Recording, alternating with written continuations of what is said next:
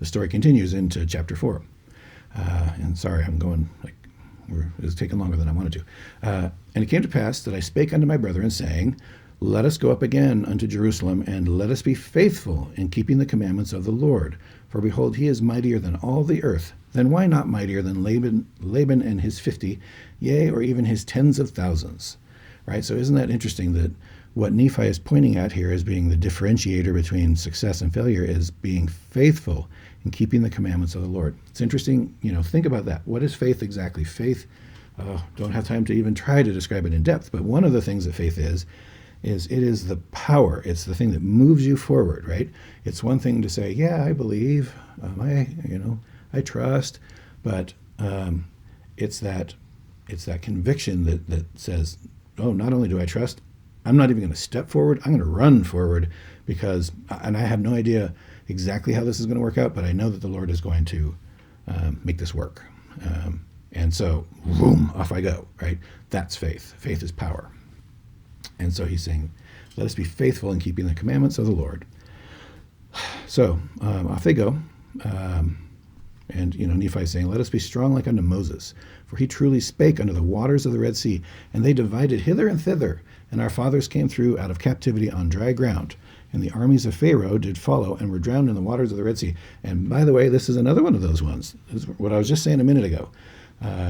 There is a growing trend that the people who should know better, people who call themselves spiritual and devout and of the Judeo-Christian tradition, they're giving up on the story of Moses and crossing the Red Sea and the miracles of Moses. They're giving up on them. They're rationalizing them away. They're saying, okay, yeah, Moses, there was a guy Moses, and he did somehow, he worked with, and got the Jews out of Egypt, so that's good. But parting the Red Sea, I don't know about that.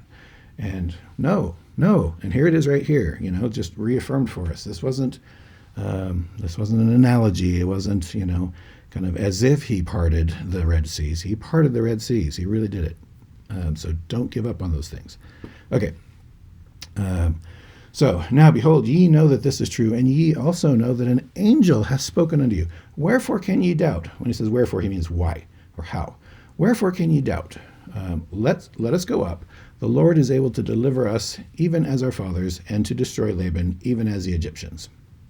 I love how they're constantly, through the Book of Mormon, bringing in these Old Testament analogies. And what it is so interesting that they treat those things that happened thousands of years prior as evidence.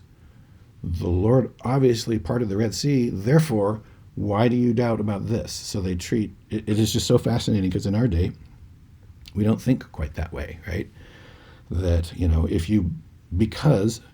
since you believe that the Lord that Moses parted the Red Sea, therefore you must believe that, and they treat it as just completely a given.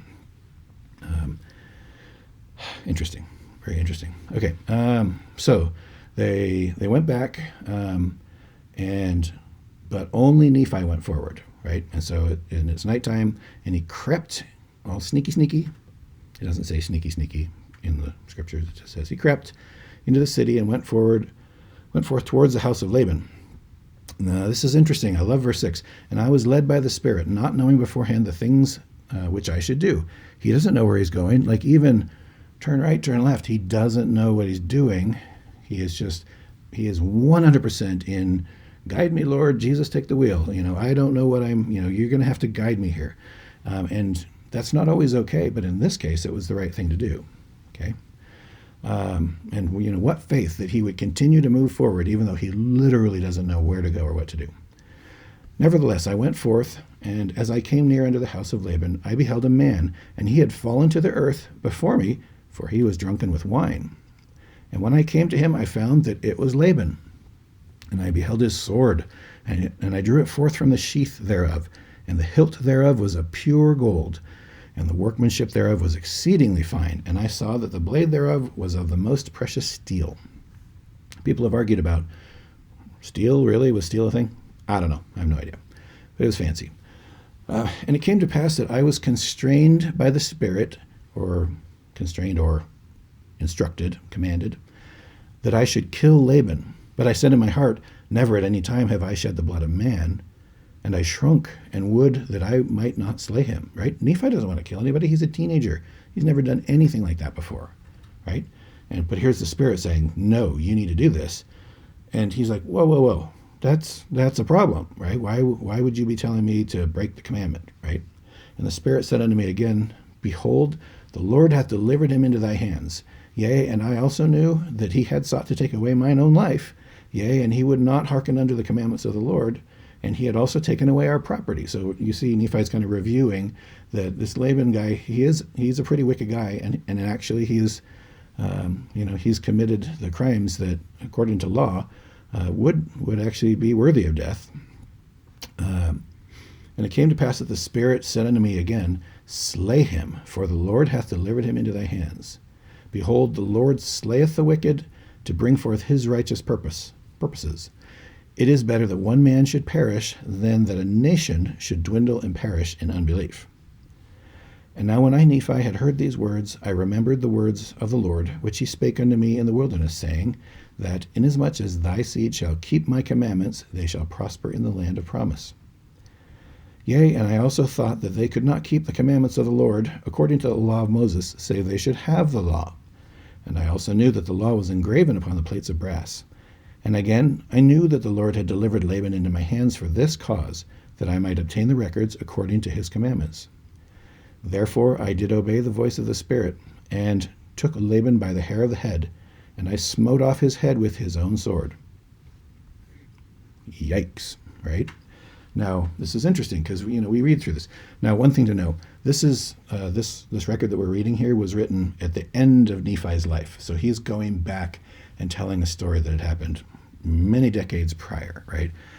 So there's not an awful lot of emotion written into this, but you can certainly imagine that must have really affected him, right?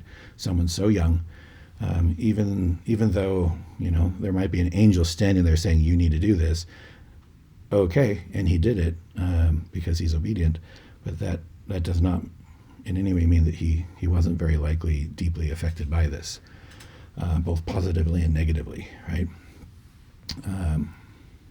So he smote off his head. Do not ask me how, but weird me. My question is, how did he not get blood all over everything? But I don't know. I took the garments of Laban, and I put them on mine own body, yea, every whit, and I did gird on his armor about my loins. And after I had done this, I went forth under the treasury of Laban. So he is now dressed like Laban. Helmet, armor, everything. So there's probably very little Nephi that you can see. And as I went forth towards the treasury of Laban, behold, I saw the servant of Laban, who had the keys of the treasury. And I commanded him in the voice of Laban that he should go with me into the treasury, right? And so he pretended to be Laban. All right, well, given everything else that's going on, I'm sure that the Lord can probably make Nephi seem exactly like Laban in the eyes of the servant. It says, for he, the servant, beheld the garments and also the sword girded about my loins. And he spake unto me concerning the elders of the Jews, he knowing that his master Laban had been out by night among them. Anyway, so basically he tricks the servant into going and getting the records, because Nephi doesn't know where they are. Went into the treasury, got the plates of brass, and in fact, interestingly enough, Nephi says, well, why don't you come with me? Still pretending to be Laban.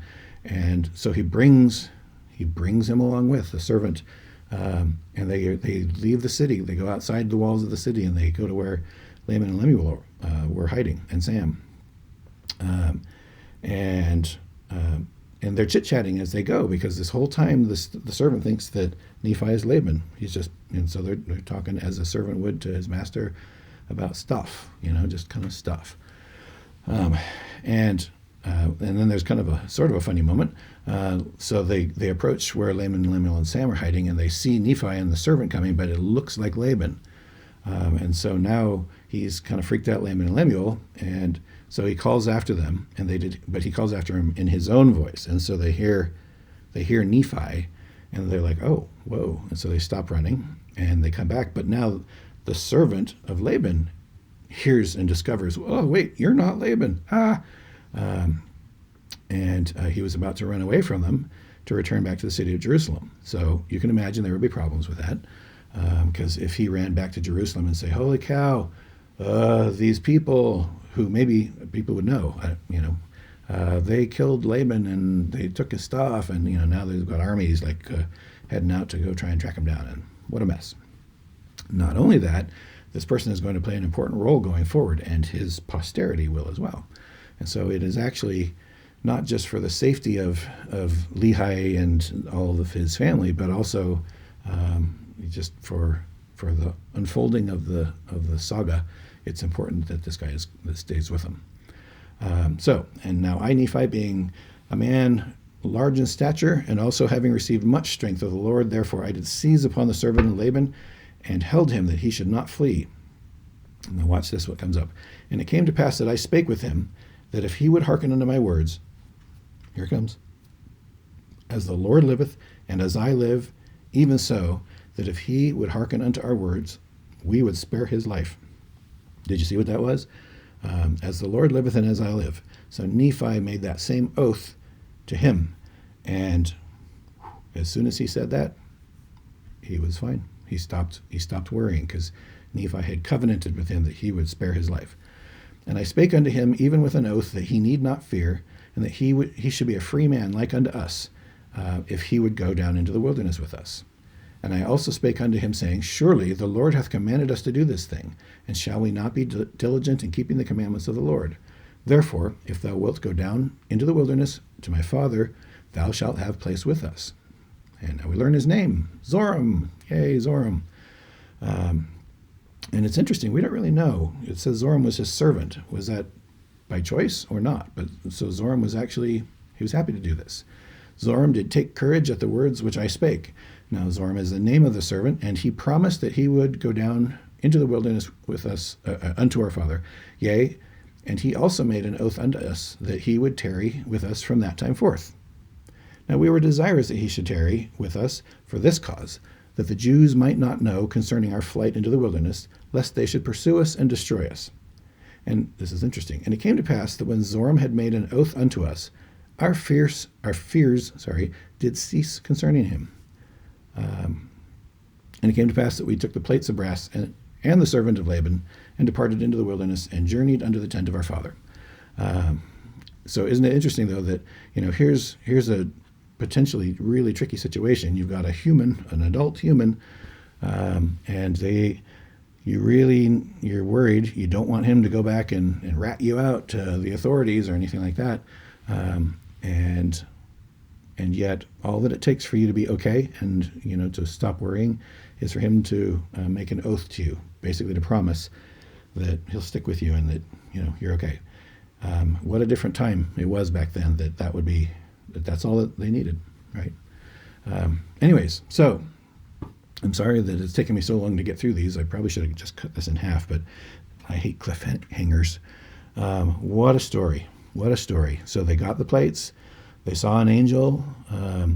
They had, Nephi had encounters with the Spirit and had to overcome a life-changing moment of decision and courage. And they picked up another traveler to join their band. They demonstrated, and Nephi demonstrated, that if you go forward with faith, that the Lord will provide ways to accomplish the impossible. So, very, very, very cool. 1 Nephi chapters 3 and 4. Love it. Thank you for joining, and we'll talk to you soon.